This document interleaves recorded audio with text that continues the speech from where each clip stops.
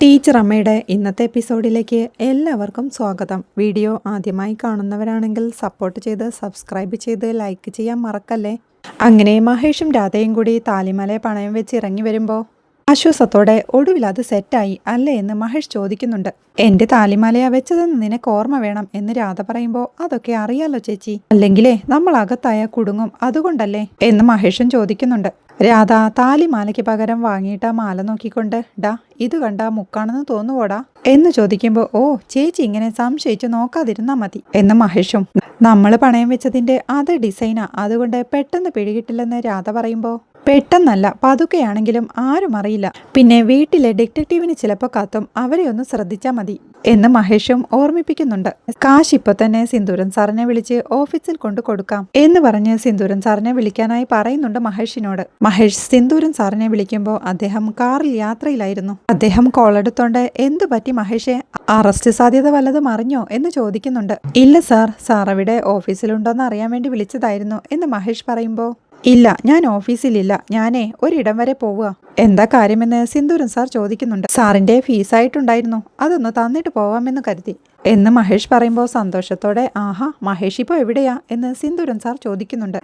താനിപ്പോൾ ചിറയൂർ ജംഗ്ഷനിൽ നിൽക്കുകയാണെന്ന് മഹേഷ് പറയുമ്പോൾ ഞാനും ആ വഴിയാ, ഇപ്പോൾ എത്തും, നിങ്ങളൊരു കാര്യം ചെയ്യേ അവിടെ തന്നെ നിൽക്ക് എന്ന് പറഞ്ഞുകൊണ്ട് കോൾ കട്ട് ചെയ്ത് എടാ ആ ചിറയൂർ ജംഗ്ഷനിലൊന്ന് നിർത്തണം കേട്ടോ എന്ന് ഡ്രൈവറോടായി പറയുന്നുണ്ട്. മഹേഷും കോൾ വെച്ചുകൊണ്ട് ആളെങ്ങോട്ടോ പോവാന്ന്, ഇതിൽ വരുന്നുണ്ടെന്ന് നമ്മളോട് ഇവിടെ വെയിറ്റ് ചെയ്യാനാ പറഞ്ഞത് എന്ന് പറയുമ്പോൾ കാശ് എന്ന് കേട്ടപ്പോൾ വണ്ടി എടുത്തു വരുന്നതായിരിക്കും എന്ന് രാധയും പുച്ഛത്തോടെ പറയുന്നുണ്ട്. പിന്നീട് സിന്ദൂരൻ സാർ അവരുടെ അടുത്ത് എത്തിക്കൊണ്ട് കറക്റ്റ് ടൈമിംഗ് ആണല്ലോ മഹേഷേ, ഞാനിവിടെ കഴിഞ്ഞു പോയിരുന്നെങ്കിൽ പിന്നെ മിസ്സായേനെ എന്ന് പറയുമ്പോഴേക്കും രാധ ക്യാഷ് കൊടുക്കാനായി ആംഗ്യം കാണിക്കുന്നുണ്ട്. മഹേഷ് ആ ക്യാഷ് കൊടുക്കുമ്പോഴേക്കും എണ്ണമൊക്കെ കൃത്യമല്ലേ എന്ന് സിന്ദൂരൻ സാർ ചോദിക്കുമ്പോൾ അതൊക്കെ കൃത്യം, ചേച്ചിയുടെ താലിച്ചെയിൻ പണയം വെച്ച് വാങ്ങിയതാ, ഇപ്പോൾ ദേ ഇറങ്ങിയതേയുള്ളൂ എന്ന് മഹേഷ് ടെൻഷനോടെ പറയുമ്പോൾ ദേ പണയവും വിൽപ്പനയൊന്നും എൻ്റെ അടുത്ത് പറയണ്ട, എൻ്റെ ഫീസ് സമയം തെറ്റാതെ കൃത്യമായി അങ്ങ് എത്തിച്ചോണം, അല്ലെങ്കിൽ കേസിന്റെ കഥ അങ്ങ് മാറും എന്ന് സിന്ദൂരൻ സാർ അവരെ ഓർമ്മിപ്പിക്കുന്നുണ്ട്.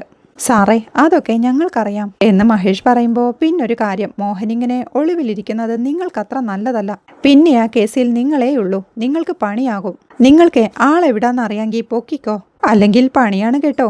ദേ ഞാൻ പറയാനുള്ളത് പറഞ്ഞു. അകത്താണെന്ന് സിന്ദൂരൻ സാർ ഓർമ്മിപ്പിക്കുന്നുണ്ട്. അത് കേൾക്കെ പരിഭ്രമത്തോടെ ഞങ്ങൾ എന്ത് ചെയ്യും അപ്പോ എന്ന് മഹേഷും ചോദിക്കുന്നുണ്ട്. മോഹനെ എങ്ങനെയെങ്കിലും തപ്പിപ്പിടിച്ച് സോപ്പിട്ട് പിടിച്ചോണ്ട് വാ, ബാക്കി ഞാൻ ഏറ്റു. രാധയുടെ ഹസ്ബൻഡ് ഇടയ്ക്ക് ആളെ കണ്ടതല്ലേ, നിങ്ങളുടെ സോഴ്സ് വെച്ചൊന്ന് നോക്കെന്ന് സിന്ദൂരൻ സാർ പറയുന്നുണ്ട്. സാറേ ഇത് എവിടെയാണെന്ന് ഞങ്ങൾക്ക് ഒരു പിടുത്തവുമില്ല, എന്നാലും ഞങ്ങളൊന്ന് ഇറങ്ങി നോക്കാമെന്ന് ടെൻഷനോടെ മഹേഷ് പറയുന്നുണ്ട്. എന്നിട്ട് എന്നെ വിളിക്കേ, ഒരു ദിവസം നമുക്ക് ഡീറ്റെയിൽഡ് ആയിട്ട് അങ്ങിരിക്കാം, ഇപ്പോൾ ഒരു അത്യാവശ്യമായിട്ട് ഇറങ്ങിയതാ, ലേറ്റ് ആവും. അപ്പോൾ ശരിയെന്നാ എല്ലാം പറഞ്ഞ പോലെ എന്ന് പറഞ്ഞ് സിന്ദൂരൻ സാർ അവരോട് യാത്ര പറഞ്ഞു പോകുന്നുണ്ട്.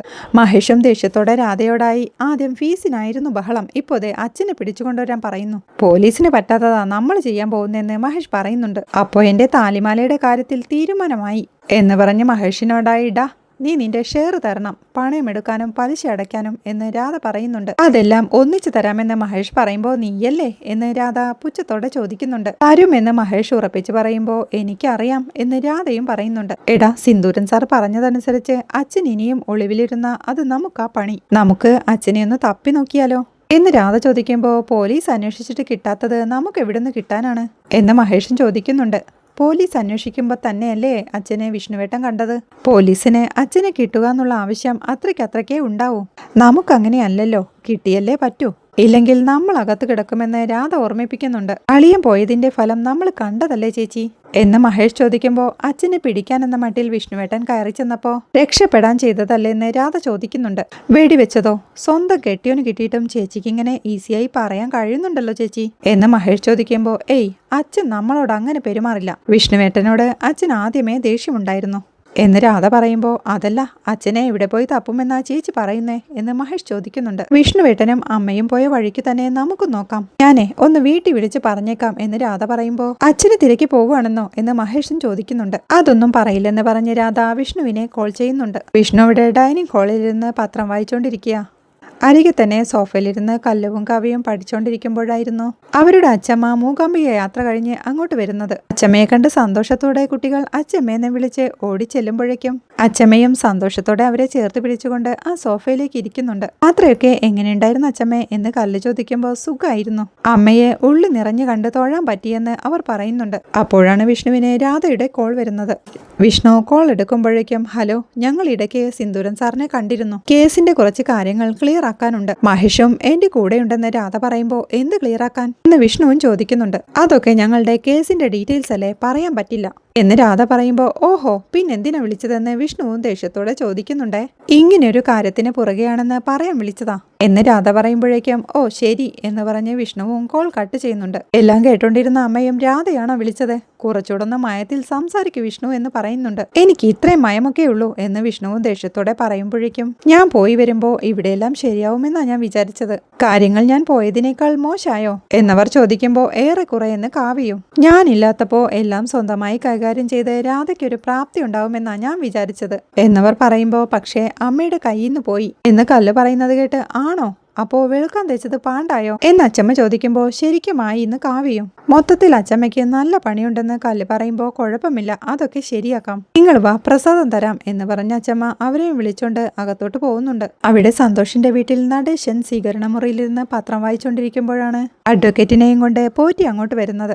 മണി ദേ അഡ്വക്കേറ്റ് വന്നു എന്ന് പോറ്റി വിളിച്ചു പറയുമ്പോഴേക്കും മണിയും അങ്ങോട്ട് എത്തുന്നുണ്ട്. മണി അപ്പോഴേക്കും സന്തോഷിനെ വിളിച്ച് കുഞ്ഞൂട്ടാ ദേ അഡ്വക്കേറ്റ് വന്നിരിക്കുന്നു വാ എന്ന് വിളിക്കുന്നുണ്ട്. സന്തോഷ് അങ്ങോട്ട് എത്തുമ്പോഴേക്കും സന്തോഷിന്റെ ചേട്ടൻ ആനന്ദ് റാണിയും അവിടേക്ക് വരുന്നുണ്ട്. അഡ്വക്കേറ്റ് എല്ലാവരോടുമായി പറയുന്നുണ്ട് വീണയുടെ അഡ്വക്കേറ്റ് സുജി എന്നെ കണ്ടിരുന്നു, അവരിൽ നിന്നും ഒഫീഷ്യൽ കമ്മ്യൂണിക്കേഷൻ കിട്ടി, അവർ മ്യൂച്വൽ ഡിവോഴ്സിന് തയ്യാറാണെന്ന് എന്ന് പറഞ്ഞുകൊണ്ട് ഓക്കെ അല്ലേ സന്തോഷ് എന്ന് അഡ്വക്കേറ്റ് സന്തോഷിനോടായി ചോദിക്കുന്നുണ്ട്. അതുകൾക്ക് സന്തോഷത്തോടെ ഉറപ്പാണോ സാർ എന്ന് മണി ചോദിക്കുമ്പോൾ അവരിനി മാറില്ലല്ലോ അല്ലേ എന്ന് പോറ്റിയും ചോദിക്കുമ്പോൾ ഏയ് ഇതിപ്പോ അഡ്വക്കേറ്റ് ടു അഡ്വക്കേറ്റ് കമ്മ്യൂണിക്കേഷൻ അല്ലേ, അതിനർത്ഥം അവർ ലീഗലി മുന്നോട്ട് പോവാൻ തീരുമാനിച്ചുവെന്നാണ് എന്ന് വക്കീലും പറയുന്നുണ്ട്. സന്തോഷത്തോടെ നെഞ്ചത്ത് കൈവച്ചുകൊണ്ട് മണിയും ഹോ എന്റെ ദേവി സന്തോഷമായി, എത്രയിടത്ത് ഇതിനുവേണ്ടി നേർച്ചയിട്ടെന്നറിയോ ഇതൊന്ന് തീർന്നു കിട്ടാൻ എന്നവർ പറയുമ്പോൾ അവരെന്തെങ്കിലും ഡിമാൻഡ് പറഞ്ഞോ മധുബ എന്ന് പോറ്റിയും ചോദിക്കുന്നുണ്ട്. അവർക്കും കാര്യങ്ങൾ സമാധാനമായി തീർക്കണമെന്നാണ് സുജി അക്കാര്യം പറഞ്ഞു എന്ന് അഡ്വക്കേറ്റ് പറയുന്ന കേട്ട് സമാധാനം അപ്പോ കാശ് കുറെ ആവും എന്ന് പോറ്റി പറയുമ്പോൾ ഹേയ് അങ്ങനൊന്നും അവര് പറഞ്ഞിട്ടില്ല, അലിമിനി കേസ് പിൻവലിക്കൽ, സ്വർണം ഇക്കാര്യങ്ങളെല്ലാം ഒന്നിച്ച് സെറ്റിൽ ചെയ്യാം എന്ന് വക്കീൽ പറയുമ്പോൾ ഹോ എന്ത് വേണേലും ചെയ്യാം, ഒന്നൊഴിഞ്ഞുപോയി എന്റെ കുഞ്ഞൂട്ടന്റെ ജീവിതം രക്ഷപ്പെട്ടാ മതി എന്ന് മണി പറയുമ്പോൾ സന്തോഷവും ടെൻഷനോടെ നിൽപ്പുണ്ട്. അങ്ങനെ എന്ത് വേണമെങ്കിലും കൊടുക്കാനൊന്നും പറ്റത്തില്ല എന്ന് പോറ്റി പറയുമ്പോൾ തർക്കങ്ങളൊന്നുമില്ലാതെ രണ്ടു കൂട്ടർക്കും തൃപ്തിയായൊരു തീരുമാനത്തിലെത്തണം എന്ന് നടേശൻ പറയുന്നത് കേട്ട് വലിയ ഗാന്ധി കളിക്കല്ലേ നടേശ എന്ന് പോറ്റിയും ഉപദേശിക്കുന്നുണ്ട്. പിന്നെ ഇതും കുത്തിപ്പൊക്കി ഒരു സമയത്ത് അവറ്റകൾ വീണ്ടും വന്ന എന്ന് മണി ചോദിക്കുമ്പോൾ നല്ലൊരു മ്യൂച്വൽ സെറ്റിൽമെന്റ് ഡീഡുണ്ടെങ്കിൽ ഭാവിയിൽ ഒരു കേസും നിൽക്കില്ല എന്ന് വക്കീൽ പറയുമ്പോൾ അപ്പോ എല്ലാം അങ്ങ് ക്ലോസ് ചെയ്യാണല്ലേ എന്ന് സന്തോഷിന്റെ ചേട്ടൻ ആനന്ദ് ചോദിക്കുന്നുണ്ട്. നീ ഈ വീട്ടിലൊന്നും അല്ലേ മോനൂട്ടാ എന്ന് ദേഷ്യത്തോടെ മണി ചോദിക്കുമ്പോൾ ഞാൻ ഈ മ്യൂച്വലിന്റെ കാര്യമൊക്കെ ഇപ്പോഴാണ് അറിയുന്നത് എന്ന് ആനന്ദ് പറയുമ്പോൾ അവർക്കും വിഷമമുണ്ടാവാത്ത ഒരു തീരുമാനം ഉണ്ടാവണമെന്നേ എനിക്കുമുള്ളൂ എന്നൊക്കെ നടേശൻ പറയുമ്പോഴും സന്തോഷം ഒന്നും മിണ്ടാതെ ഒരു നിൽപ്പ് തന്നെയാ. അവരും അവരുടെ കാര്യവും ഒക്കെ വക്കീൽ നോക്കിക്കോളും, നടേശൻ അതിൽ ടെൻഷൻ അടിക്കേണ്ട ഒരു കാര്യവുമില്ല. പിന്നെ മ്യൂച്വലിന്റെ കാര്യമൊക്കെ ആലോചിച്ചുകൊണ്ടിരുന്ന അതിനൊരവസാനവും കാണത്തില്ല. അതുകൊണ്ട് ഞാനും മണിയും കൂടി കാര്യങ്ങളൊക്കെ ഒന്ന് നയത്തിൽ സംസാരിക്കാനായി അവരുടെ അടുത്തേക്ക് പോയിരുന്നു എന്ന് പോറ്റി പറയുമ്പോൾ എന്നിട്ടെന്ന് വക്കീലും ചോദിക്കുന്നുണ്ട്. സംസാരിച്ചപ്പോ നയമൊക്കെ അങ്ങ് പോയി, ആ നരുന്ത് പെണ്ണും തള്ളയും കൂടി തേയ്ന്ന് നിന്നു, ഗുണ്ടകളെ പോലുള്ള പണിക്കാരെ കൊണ്ട് തിളച്ച എണ്ണ പോലും ഞങ്ങളുടെ തലയിൽ കൂടി ഒഴിക്കാനൊരുങ്ങി, എങ്ങനെയോ അന്ന് രക്ഷപ്പെട്ടെന്ന് പോറ്റി പറയുമ്പോഴേക്കും മണിയും അത് സമ്മതിക്കുന്നുണ്ട്. അതുകൊണ്ട് മ്യൂച്വൽ നടപ്പുവശമാവില്ലെന്ന് തന്നെയാന്ന് കരുതിയത്. പിന്നെ ആ പെണ്ണ് അന്നത്തെ ദേഷ്യത്തിൽ ഇവന് ഇനി വേണ്ടെന്നും ഇവിടെയാണെങ്കിലും ഒപ്പിട്ട് തരാമെന്നും പറഞ്ഞു. ആ വാക്ക് നമ്പാനും പറ്റില്ലല്ലോ. ഇതിപ്പോ സമാധാനമായി എന്ന് പോറ്റിയും ആശ്വാസത്തോടെ പറയുന്നുണ്ട്. നയപരമായി സംസാരിക്കാൻ നിങ്ങൾ രണ്ടും കൂടി പോയത് തന്നെ അബദ്ധം, അത്യാവശ്യം ക്ഷമയും ബോധവുമുള്ള ആരെങ്കിലും കൂടെ കൂട്ടുണ്ടായിരുന്നോ എന്ന് പോറ്റിയോടായി നടേശൻ ചോദിക്കുമ്പോൾ നടേശനെ വിളിച്ചോണ്ട് പോയ അവിടെ ഇരുന്ന നടേശൻ അവർക്ക് വേണ്ടി ന്യായം പറയും. ഒന്ന് മിണ്ടാതിരി നടേശ, വിചാരിച്ച കാര്യങ്ങൾ മുറയ്ക്ക് നടക്കുമോ എന്ന് മാത്രം നോക്കിയാ പോരെ എന്ന് പോറ്റിയും ചോദിക്കുന്നുണ്ട്. ഞാനപ്പോ അഡ്വക്കേറ്റ് സുജിയോട് നമ്മുടെ ഭാഗം പറയാം, അവരൊരു ഡ്രാഫ്റ്റ് ചെയ്യുന്നുണ്ട്, ഞാൻ അത് നോക്കി അപ്ഡേറ്റ് ചെയ്യാമെന്ന് വക്കീൽ പറയുമ്പോൾ ശരിയെന്ന് മണിയും സമ്മതിക്കുന്നുണ്ട്.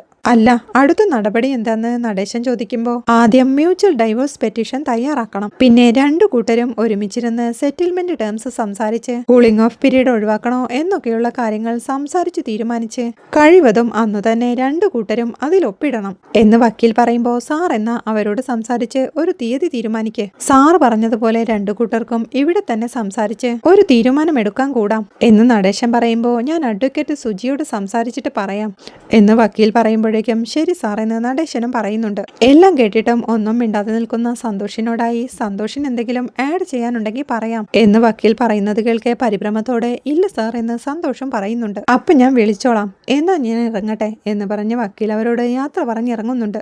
ഒന്നും മിണ്ടാതെ നിൽക്കുന്ന സന്തോഷിനെ ഒന്ന് ഇരുത്തി നോക്കിയിട്ട് ആനന്ദം റാണിയും അവിടുന്ന് പോകുന്നുണ്ട്. പിന്നീട് മഹേഷും രാധയും കൂടി കാറിൽ യാത്ര ചെയ്തുകൊണ്ടിരിക്കുന്നതാണ് കാണിക്കുന്നത്. ഡ്രൈവ് ചെയ്യുന്ന മഹേഷിനോടായി നിങ്ങളന്ന് അച്ഛനെ അന്വേഷിച്ച് എവിടേക്കാ പോയതെന്ന് രാധ ചോദിക്കുന്നുണ്ട്. നിലമ്പൂർ അന്ന് ഞങ്ങള് കുറച്ച് അന്വേഷിച്ചു, പിന്നെ അച്ഛൻ രണ്ടാമത് കെട്ടിയ മാലതിയുടെ ബന്ധുക്കളൊക്കെ തലശ്ശേരിയില്ല, പിന്നെ നിലമ്പൂർ ഒരു എക്സ് സർവീസ്മാൻ ക്ലബ് ഉണ്ട്, അവിടെ അന്വേഷിച്ചപ്പോഴാ അച്ഛൻ ഇപ്പോ പാട്ടവയലിലാണെന്ന് അറിയുന്നത്. ഈ പാട്ടവയലിലെ വീട്ടിൽ വെച്ചാ ഞങ്ങൾ അന്ന് കണ്ടത് എന്ന് മഹേഷ് പറയുമ്പോൾ ഈ മാലതിയുടെ ചേച്ചിയുടെ ഭർത്താവിന് നിലമ്പൂർ ഒരു കടയുണ്ടെന്ന് വിഷ്ണുവേട്ടൻ ജാവേദിനോട് പറയുന്നത് കേട്ടായിരുന്നു എന്ന് രാധ പറയുമ്പോൾ ആണോ, എന്നാ പിന്നെ ആദ്യം നമുക്ക് പുള്ളിയെ കാണാമെന്ന് മഹേഷും പറയുന്നുണ്ട്. ശ്രീധരൻ എന്ന പുള്ളിയുടെ പേരെന്ന് രാധ പറയുമ്പോൾ കൊള്ളാലോ, ചേച്ചി വിവരങ്ങളൊക്കെ തപ്പിയെടുത്തല്ലേ എന്ന് മഹേഷ് ചോദിക്കുന്നുണ്ട്. എന്റെ അടുത്ത് അന്ന് വിഷ്ണുവേട്ടൻ പോയതിന്റെ ഡീറ്റെയിൽസ് ഒന്നും പറയാത്തോണ്ട് ജാവേദിനോട് പറഞ്ഞപ്പോ ഞാൻ അത് ശ്രദ്ധിച്ചു എന്ന് രാധ പറയുമ്പോൾ എന്തായാലും നമുക്ക് ആദ്യം പുള്ളിയെ മീറ്റ് ചെയ്യാം എന്ന് മഹേഷ് പറയുമ്പോൾ എന്നിട്ട് ബാക്കി എന്താന്ന് ആലോചിക്കാം എന്ന് രാധയും പറയുന്നുണ്ട്. പിന്നീട് അവർ ഒരു ചായക്കടയുടെ മുമ്പിൽ കാർ നിർത്തി വണ്ടി നിറങ്ങി ചായ കുടിക്കുമ്പോഴേക്കും ഇരുന്ന് മടുപ്പായെന്ന് മഹേഷ് ചോദിക്കുന്നുണ്ട്. മൊത്തത്തിൽ മടുപ്പായിരിക്കുന്നുണ്ടേ അതൊന്നും അറിയുന്നില്ല എന്ന് രാധയും. വീണ്ടും കാറിലുള്ള അവരുടെ യാത്രക്കിടയിൽ രാധ മഹേഷിനോടായി പറയുന്നുണ്ട്, ഈ ശ്രീധരൻ ആ വിഷ്ണുവേട്ടനെ അച്ഛന്റെ സ്ഥലത്തെക്കുറിച്ചുള്ള സൂചന കൊടുത്തതെന്ന്. എന്തായാലും അവിടോട്ടൊന്നും ഇനി അച്ഛൻ പോവില്ല, പോലീസ് ശ്രദ്ധിക്കുന്ന അറിയാലോ എന്ന് മഹേഷ് പറയുന്നുണ്ട്. അതെ, നമുക്ക് എന്തേലും ഒരു വഴി തുറന്നു കിട്ടും, നോക്കാം എന്ന് രാധയും പ്രതീക്ഷയോടെ പറയുന്നുണ്ട്. പിന്നീട് പുറത്തൊരിടത്ത് വെച്ച് ജോണിനോട് സംസാരിച്ചുകൊണ്ടുവരുന്ന വീണയെ കാണാം. ചില കാര്യങ്ങൾ എത്ര ശരിയെന്ന് തോന്നിയാലും എല്ലാരും പറഞ്ഞാലും നമ്മുടെ ഉള്ളിൽ അത് ശരിയാണെന്നൊരു പിടച്ചിലുണ്ടാവില്ലേ ജോണേട്ടാ, അതാ ഇപ്പോ എന്റെ ഉള്ളില്. ഇതില് ശരിക്കൊന്ന് പറയാൻ പറ്റുന്നത് ജോണേട്ടനാ, രണ്ടു കൂട്ടരെയും അത്രയും അറിയാവുന്നതും ജോണേട്ടനാ എന്ന് വീണ പറയുമ്പോ ഇങ്ങനൊരു ചോദ്യവുമായി ഈ ബന്ധത്തിൽ നിൽക്കേണ്ടി വരുമെന്ന് കരുതിയില്ല. എനിക്ക് അത്ര വിശ്വാസമായിരുന്നു സന്തോഷിന്റെ കാര്യത്തില്. ഇപ്പോ അവന്റെ മാറ്റം എനിക്കൊട്ടും മനസ്സിലാവുന്നില്ല, അവനൊട്ടും പിടി തരുന്നില്ല ഇക്കാര്യത്തില് എന്ന് ജോണും പറയുന്നുണ്ട്. ആ ഇടങ്കോലും സന്തോഷത്തിന്റെ അമ്മയും ബേക്കറിയിൽ കാണിച്ച ബഹളവും ഇത് തുടരാനാവാത്ത വിധത്തിൽ ശരിക്കും മോശമായി ജോണേട്ടാ. ഇപ്പോ സന്തോഷേട്ടൻ ശരിക്കും ദേഷ്യത്തിലാ എന്നോട് പെരുമാറുന്നത്, ആള് ഒട്ടും സ്റ്റേബിൾ അല്ലെന്ന് വീണ പറയുന്നുണ്ട്. വീട്ടുകാർ അവന്റെ കാര്യത്തിൽ മെയിൻ പ്രശ്നം, എന്നാ അവര് വിട്ടൊരു ജീവിതം അവനില്ല താനും. പ്രധാന പ്രശ്നങ്ങളിൽ അവൻ മിണ്ടാതെ നിന്നുകളയും. ഇപ്പോ കാര്യങ്ങളിൽ വല്ലാതെ ഓവർ റിയാക്ട് ചെയ്യുന്നു. അവനിപ്പോ എന്തൊക്കെയാ ചെയ്യുന്നത്, വഴിയിൽ തടഞ്ഞു നിർത്തുന്നു, ദേഷ്യപ്പെടുന്നു. അവൻ നമ്മുടെ കൂടെ നിന്നിരുന്നെങ്കിൽ ബാക്കിയെല്ലാം നമുക്ക് പരിഹരിച്ചെടുക്കാമായിരുന്നു. ഇപ്പൊ എനിക്കതിൽ ഒട്ടും വിശ്വാസമില്ല വീണ. നമ്മൾ വീണു പോകുമ്പോ മനസ്സിലാക്കാതെ തള്ളി പറയുന്നവരെ പിന്നെ എന്തിന് ജീവിതത്തിലേക്ക് ചേർത്തു വെക്കണം? ഈ ഒരു പ്രശ്നം കാരണം ഉണ്ടായത് എന്തൊക്കെ സീനുകളാ, ഇനി തുടർന്നാൽ ഇതിനും മേലെ ഇത് ആവർത്തിക്കും. എനിക്കത് ഉറപ്പുണ്ടെന്ന് ജോൺ പറയുന്നുണ്ട്.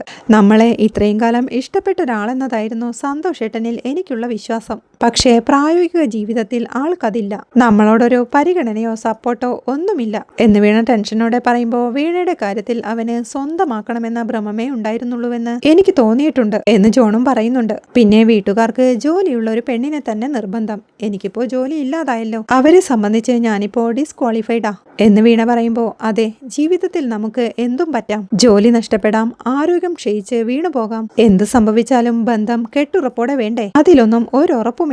പിന്നെ ദാമ്പത്യത്തിൽ ഏറ്റവും വേണ്ടതാണ് വിശ്വാസം. അത് പോയാ പിന്നെ ഒരു കാര്യവുമില്ല. ആ ഇടങ്കോലിനൊക്കെ എന്നോട് ദേഷ്യമുള്ളതുകൊണ്ട് ജയിക്കാനായി എന്തും വിളിച്ചു പറയാം. പക്ഷെ അതുപോലെയാണോ സന്തോഷ്? അവന് വീണയെ അറിയില്ലേ, എന്നെ അറിയില്ലേ? അങ്ങനെയൊരു അലിഗേഷനിൽ അവൻ ഒരിക്കലും ഒപ്പുവെക്കരുതായിരുന്നു.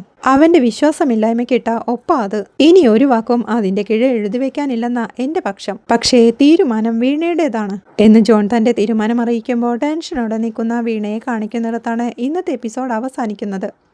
വീഡിയോ ഇഷ്ടമായാൽ സപ്പോർട്ട് ചെയ്ത് സബ്സ്ക്രൈബ് ചെയ്ത് ലൈക്ക് ചെയ്യാൻ മറക്കല്ലേ.